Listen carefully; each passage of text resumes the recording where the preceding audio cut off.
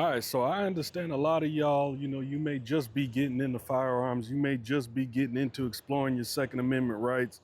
You may be just getting into range gear, military gear. You may be just getting into all these things, and it can be overwhelming when you first start getting into these things. So I just want to run over some basics with y'all, some fundamentals, some things you should have on your way to the range, or even when you get to the gun shop or the range, things you could rent while you're there, just some things to save you some time. One thing, major thing is I want you to get you a good range bag. It ain't got to be nothing expensive. Get you a good range bag. And in that range bag, I want you to keep a couple of key things, right? Number one, ear protection. Okay. Again, it does not have to be expensive. When you first start looking up all different type of ear protections and eye protections, you're going to see that there are a bunch of different options for you.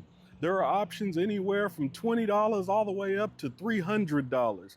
And if you want to have comms on your setup, then that's even more money. You can get into all the way up until like $2,000 or more. But I want you to keep it simple. If you're just planning on going to the range and you just want to practice getting good at handling a firearm, key things you need to have with you. One, again, ear protection. Two, when it comes to that ear protection, a lot of people just get regular AAA, AA batteries. And when those batteries run out, usually we end up forgetting to buy new batteries, and those batteries run out while we at the range. Now we ain't got no ear protection.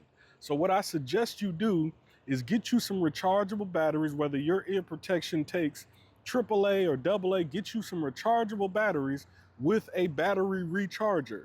So that way, when you get home from the range and your batteries are used up because you done went to the range all month, you pop them into this battery recharger, plug it into the wall. Now you ain't got to worry about running back and forth to the store and buying batteries. Another thing that's important, eye protection. Okay, this is very important. Eye protection. You can have the shaded lenses or you can have the clear lenses, right? And if you get some good eye protection, they have interchangeable lenses, so you don't have to buy more than one. One usually comes with multiple lenses. You have a shaded version, a tinted version, and then the clear lenses. So eye protection is absolutely important. Get you some good eye protection, because the last thing you want is something coming flying back at you and you ain't got no protection, and now you done lost an eye. Now, a lot of us in the 2A community, a lot of us gun owners, when you first start getting into it, don't nobody talk to you about speed loaders, right? Usually you get your magazine, right? You get your magazine and you just start, using your finger to put your ammunition in there, get your ammunition in there. And what you're going to find out is your thumb is going to be hurting after about 10 rounds of trying to stuff rounds into these magazines. Okay. So get you a speed loader. Speed loader go in on top like that, and you just depress. Every time you put another cartridge in there, depress.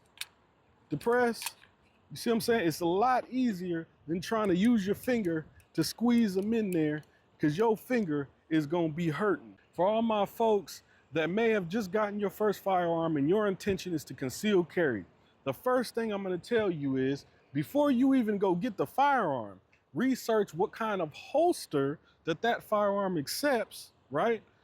Get you a good holster. Now there again, do not get overwhelmed by the options of holsters that are out there. There are a ton of holsters, especially when a lot of us are going to focus on popular brands like Smith & Wesson or Glock or things like that. So if these are your focus, you're going to have a ton of options, which is great, but I don't want you to get overwhelmed. Get you something reliable that you can afford. You do not, again, I know how we are, you do not have to go and trying to spend your whole paycheck on a $100, $200, $300 holster because you want to have the best thing smoking.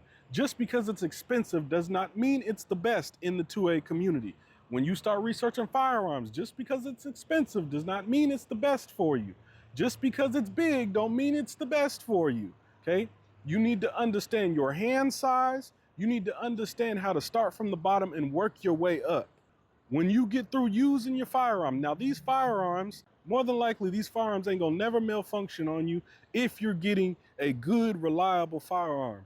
But still, you want to make sure every now and again you go through your firearm and get you a good gun cleaner, get you a good lubricant to make sure your firearm runs when you need it the most. The last thing you want is for you to go reach for that firearm when you got somebody done broke into your home and jam city. You don't want that, because that means your life, your children's life, your husband's life, your wife's life over with. So get you a good gun cleaner, get you a good microfiber cloth, get you a good lubricant, keep your firearm operating as it's supposed to so you can depend on it and it can work as it's supposed to for you.